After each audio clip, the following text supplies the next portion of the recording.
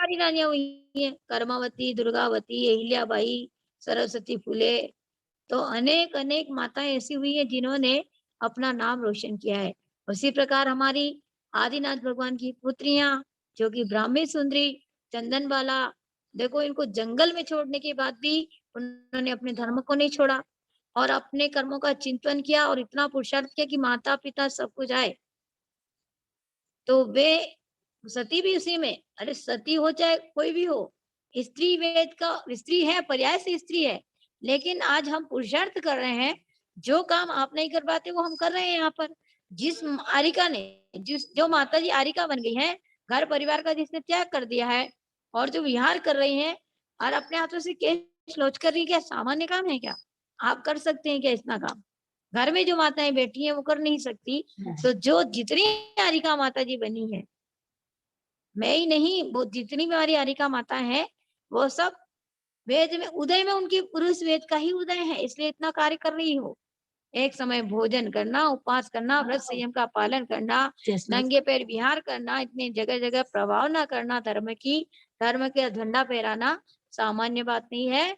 तो उदय में पुरुष वेद का उदय है और पर्यायगत में स्त्री है।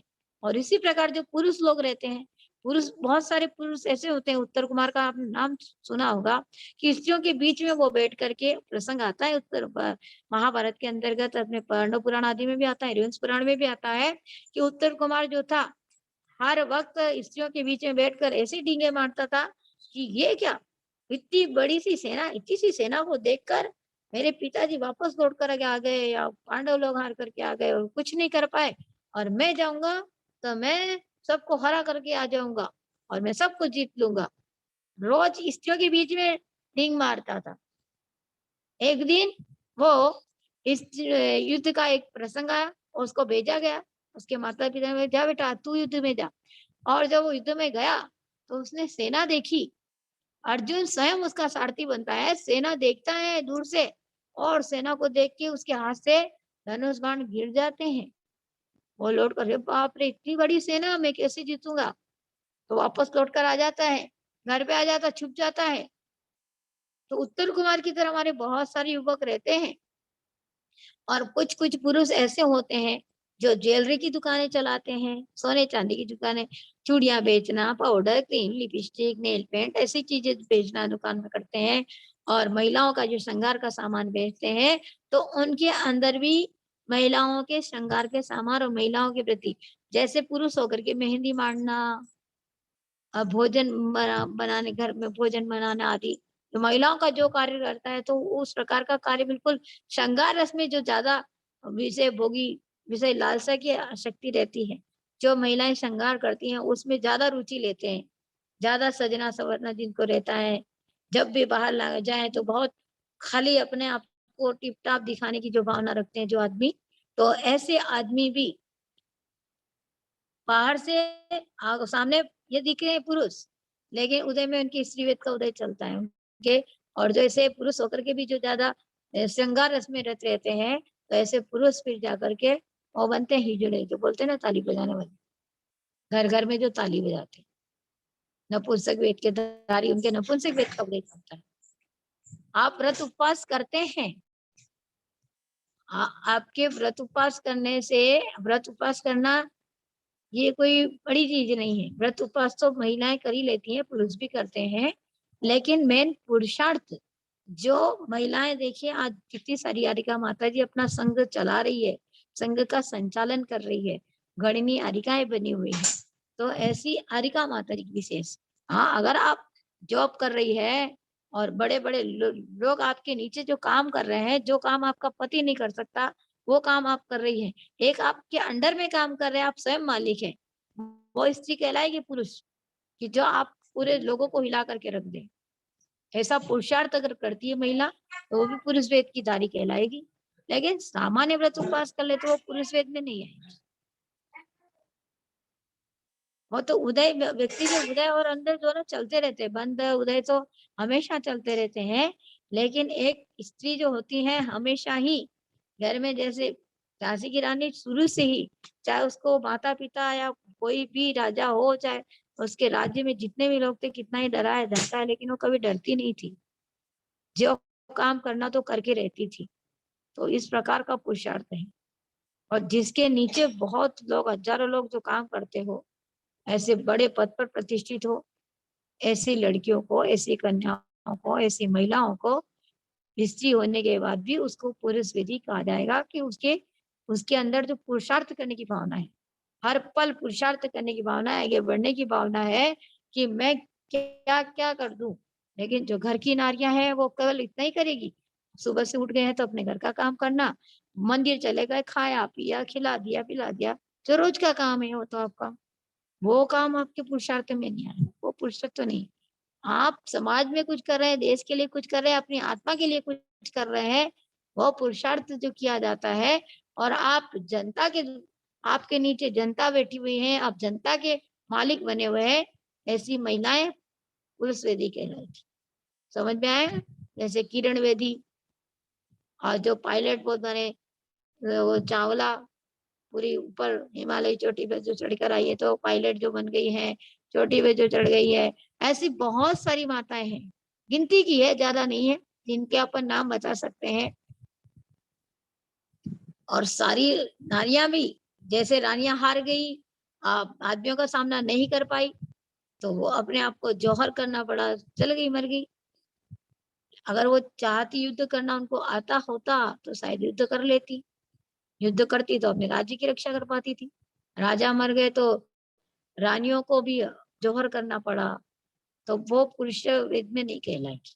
इसी प्रकार आप भी हैं, जितनी माताएं हैं, केवल आपके अपने घर का ही आप कर रहे हैं और अपने लिए जो कर रहे हैं वो, अब पुरुष वेदी में हम आए, ऐसा पुरुषार्थ करो कि हम मायाचारी ना करें, छल कपट ना करें, छोटी छोटी चीजों में मायाचारी करके और तियंच गति का बंध ना करें, क्योंकि स्त्रियों में स्वभाव से ही मायाचारी पाई जाती है। ऐसा हमारा शास्त्र बोलता है कि स्त्रियों में स्वभाव से मायाचारी होती है।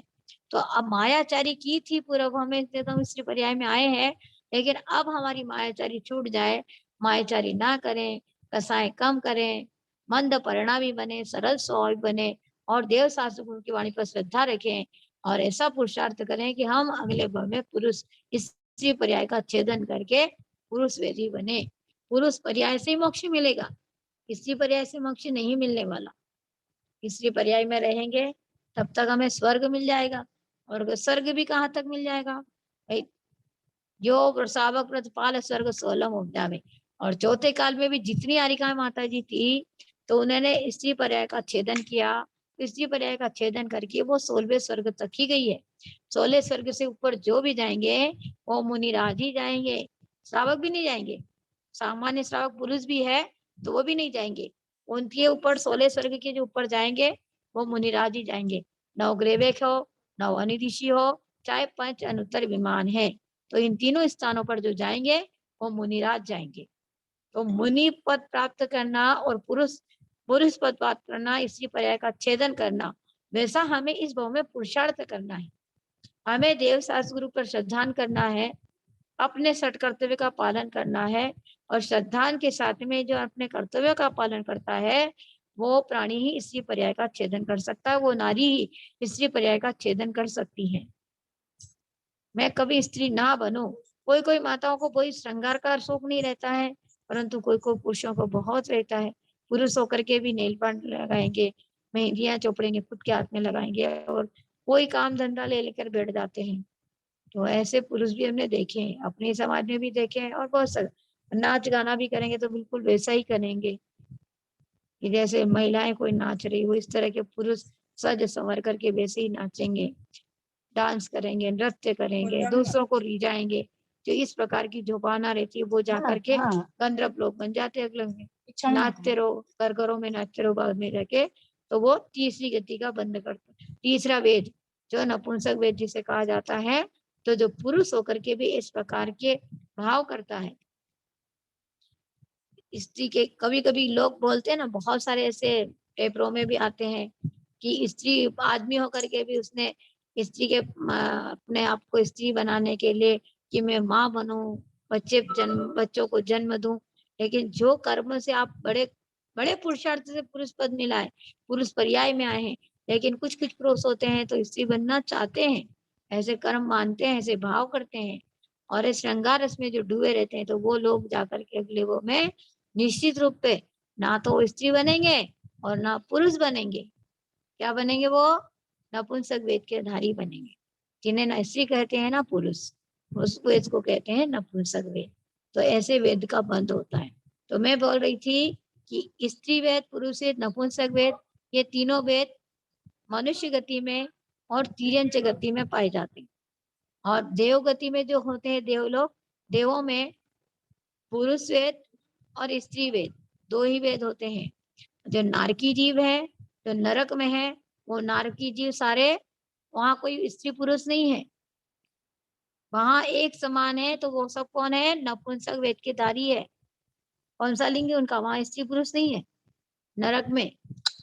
नरक में जैसे यहाँ पे अपने वो देते हैं ना, घर घर ताली बजाएंगे, पैसे लेते हैं, जिसके यहाँ शादी होती है, बच्चे होते हैं, तो वहां जाकर वो नाचेंगे, गाएंगे, पैसा लेंगे, दुआ देंगे। तो किन्नर जिन्हें बोलते हैं, तो वो देवों में भी नहीं होते और तिरंच इसमें भी नहीं होते। वहां पे तिरंच गति में तीनों वेद पाए जाएंगे, लेकिन मनुष्य लोक में ये काम कर सकते हैं। गिनती औरत में भी नहीं आती और जेंट्स में भी नहीं आती। हाँ, तो उनको नपुंसक वेद के अवतारी कहते हैं, किन्नर बोलते हैं उन्हें, किन्नर कहते हैं। और जो किन्नर होते हैं वो नपुंसक वेद के धारी कहलाते हैं। उनका नपुंसक वेद होता है, वेद में नपुंसक वेद।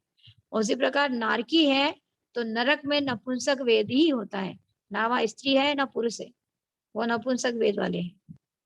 और एक इंद्री से लेकर असंगी पंचेंद्रीय जीव तक ये नियम से नपुंसक ही कहलाएंगे। इनमें भी स्त्री पुरुष का कोई भेद नहीं होता है। ये बोलते हैं नर मादा। अब जैन शास्त्र के अनुसार तो यही आता है, लेकिन आजकल विज्ञान में नर और मादा, मच्छर में भी नर मादा ढूंढ लेते हैं, और वो अपने को पता नहीं। मैंने जो जितना सुना अपने गुरुओं के मुख से, तो उसमें असंगी पंचेंद्रिय तक उसमें नपुंसक वेद के ही आते हैं। और बाकी तीन वेद जो होते हैं, तिर्यंच और मनुष्य गति में, तीनों वेद वाले हो सकते हैं।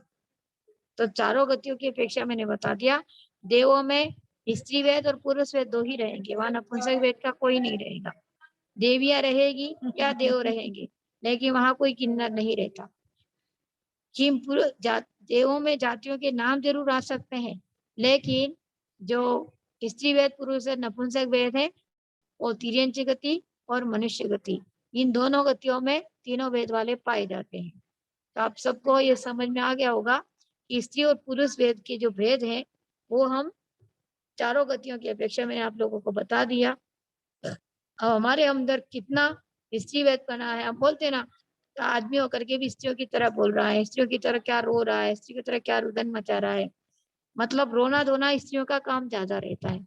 कुछ भी होता है तो स्त्रियों में आंखों में आंसू जल्दी आ जाएंगे, कुछ हो जाएगा। आदमी इतना जल्दी रोएगा नहीं। अगर कोई आदमी ऐसा रोने लगे, कभी कभी उम्र बढ़ने के बाद, या आदमी को कभी कोई तकलीफ वजह से बहुत बीमार हो जाए, 60-70 के पार हो जाते हैं, तो पुरुष का दिल कमजोर हो जाता है। कुछ आदमियों का, सभी का नहीं होता है, कुछ आदमियों का दिल ऐसा कमजोर हो जाता है कि कभी कभी थोड़ी सी भी कुछ तकलीफ होती है तो उनकी आंखों में भी आंसू आ जाते हैं, रोने लग जाते हैं। नहीं तो पुरुष लोग इतनी जल्दी पिघलते नहीं, उनकी आंख में आंसू आता नहीं। और जो रोता है तो बोलता है स्त्रियों की तरह क्या रोना मचा रखा है, बच्चों की तरह क्या रुदन मचा रहा है। तो सबके सामने वो रोना धोना कभी नहीं करते। उनका मन, उनका दिल बहुत कठोर रहता है, हार्ट मजबूत रहता है। तो ऐसे व्यक्तियों को हम स्त्री और पुरुष, जो पुरुष हैं वो पुरुष वेद के धारी लोग सभी बड़े मजबूत वाले होते हैं। तो आप भी जितने जो महिलाएं बैठी है कि हमें भी पुरुष बनना है, पुरुष बन करके, मुनि बन करके हमें कर्म काटना है, ऐसा पुरुषार्थ करना है। अभी हम ऐसा पुरुषार्थ करेंगे तभी हम अगली पर्याय में अवश्य में मुनि बनकर कर्म काट कर अनंत सिद्ध बन सकते हैं। इस पर्याय में तो आपको जो मिला है उसमें भी पुरुषार्थ, अगर आप घर परिवार का त्याग करके संयम के मार्ग को अपनाते हैं, दीक्षा धारण करते हैं और चुल्ली का अरिका माता जी बनते हैं, और आपका पुरुषार्थ इतना बढ़े कि आप स्त्री पर्याय का छेदन करें, इस भावना के साथ जब बढ़ेंगे तब आपके भी पुरुष वेद का उदय प्रारंभ हो जाएगा। क्योंकि ये तो उदय बंद अनुदय तो सब चलते हैं, बंद विच्छुत्ति आदि होती रहती है। ये तो कर्मों के भेद है। कभी कर्म में सुख है तो कभी कर्म में से दुख है, कभी पुण्य है तो कभी पाप है। तो ये मोहनी कर्म के भेद हैं, कसाय के भेद हैं, और कसाय में तीव्रता मंदता चलती रहती है। तो जैसा हम कर्म, जैसा हम भाव करेंगे, वैसे हमारे कर्मों का बंध होता रहेगा, कम ज्यादा बढ़ता रहेगा। अब हमारा आज कसाय का जो 25 कसाय का जो वर्णन चल रहा था, उस 25 कसाय में पूरी स्त्री वेद, पुरुष वेद, नपुंसक वेद, ये आप लोगों को अच्छे से मैंने समझा दिया है। पूरी 25 कसाय अपनी हो चुकी है। और अब आगे हमारा कल इंद्रियों के विषय में वर्णन आएगा। हमारी क्लास का समय पूरा हुआ है। हम नमोकार मंत्र के साथ में आज की ये सभा भी समाप्त करेंगे, और अगली हमारी भक्ति का समय हुआ है तो हम उसको शुरू करेंगे। हमारे बीच में आचार्य भगवान भी जोड़ चुके हैं, तो नमोकार मंत्र आप सभी भक्त लोग बोलेंगे। नमो अरिहंताणम, नमो सिद्धाणम, नमो ऐरियाणम, नमो वज्रायाणम, नमो लोये सब सावणम, I go to the Arihantas, I go to the Sri Siddhas, I go to the Acharyas, I go to the Upadhyayas, I go to the all saints. बोले चौ श्री शंकर भगवान की जय, पंचपरमेष्ठी भगवान की जय, आचार्य श्री गुप्ती नंदी जी गुरुदेव।